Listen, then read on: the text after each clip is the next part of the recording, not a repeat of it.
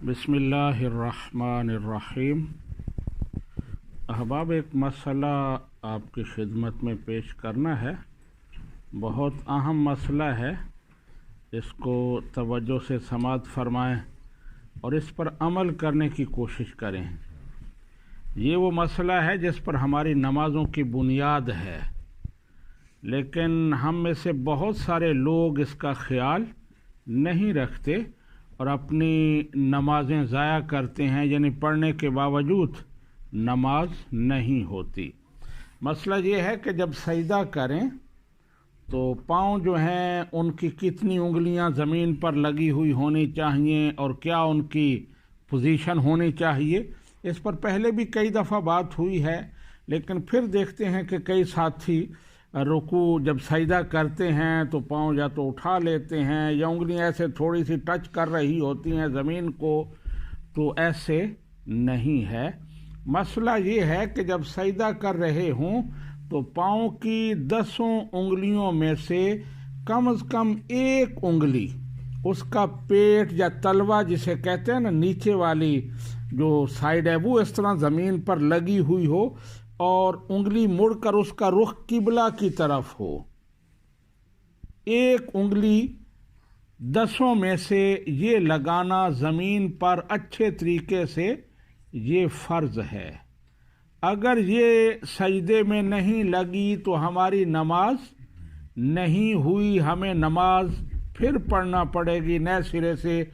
वो ऐसे है जैसे बिल्कुल हमने पढ़ी ही नहीं है। दूसरी सूरत ये है कि इन 10 उंगलियों में से हर पाँव की कम से कम 3 उंगलियां वो ज़मीन पर अच्छी तरह लगाना, उनका पेट इस तरह लगाना, वो मुड़कर उनका रुख किबले की तरफ हो जाए, ये वाजिब है। 3 उंगलियां दोनों पाँव की। अगर 3 उंगलियां उस तरह ना लगी या लगी लेकिन सिर्फ उनके किनारे इस तरह टच करते रहे तो उससे नमाज तो हो जाएगी, लेकिन वाजिब रह जाने की वजह से वाजिबुल इयादा होगी, उसको दोहराना ज़रूरी होगा। इसमें ज़रा कन्फ्यूजन होती है, तो नमाज हो गई तो फिर वाजिबुल इयादा कैसे? तो नमाज फ़र्ज़ है, ये जो हमने नमाज पढ़ी है ये फ़र्ज़ है। फ़र्ज़ बहुत ऊंचा है, उसके बाद वाजिब का दर्जा आता है। जब वाजिब नमाज में से कोई रह जाए तो फ़र्ज़ तो अदा हो जाता है, फिर उसका लेवल लो हो जाता है। क्या वो वाजिब है, उसका दोहराना फ़र्ज़ नहीं है। फ़र्ज़ अदा हो गया लेकिन उसका दोहराना वाजिब है अगर 3 उंगलियां दोनों पाँव की नहीं लगी तो। आखिरी सूरत ये है कि 10 उंगलियां ज़मीन पर लगना अच्छे तरीके से ये सुन्नत है। तो इसका हुक्म ये है कि लगें तो अच्छा है, बहुत अच्छा है, लेकिन अगर नहीं भी लगी तो नमाज हो जाएगी। लेकिन ये है कि अक्सर जो उंगलियों की पोजीशन होती है, आखिरी 2 उंगलियां छोटी होती हैं तो वो ज़मीन पर लगाने से भी नहीं लगती। कुछ साहिब होंगे कि उनकी उंगलियों की ऐसी पोजीशन, ऐसा साइज होगा कि वो ज़मीन पर अच्छी तरह दोनों पाँव की पाँचों उंगलियां लग जाएं, लेकिन आखिरी 2 छोटी उंगलियां वो मुश्किल से ही ज़मीन पर, बिलखुसूस उनका पेट मुश्किल से लगता है।